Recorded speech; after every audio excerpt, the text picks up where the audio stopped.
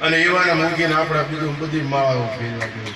હે સઠમન રામ ભજ રામ ભજ રામ. એટલા માટે દરેકને વિનંતી છે કે આ પોથી પંથ નિર્માણ કરે, પંથ નક્કી કરે કે રામ સિવાય. આ તમે માથે ઉપાડીને લાવ્યા હતા ને, તમે જાહેરમાં નક્કી કર્યું કે આ અમારું શાસ્ત્ર, આ અમારી આજ્ઞા, આ કેમ અમારે જીવવાનું, એમ જીવો છો? આ તો દેખાડવા પોગાડી દીધું. યાદ રાખજો, અમલ નહીં કરો તો જીવન નિર્મલ નહીં બને. અને નિર્મલ મન છોડી નિર્મલ હશે તો જ ભગવાનને પ્યારા થશે. બાકી નગર તો ગડબડ ગોટાળિયા કોઈ દી હાલતા જ નથી. યાદ રાખજો, નિર્મલ મનવાળા જ ભગવાનને ગમે છે. આ પારાયણ છે, પારાયણ.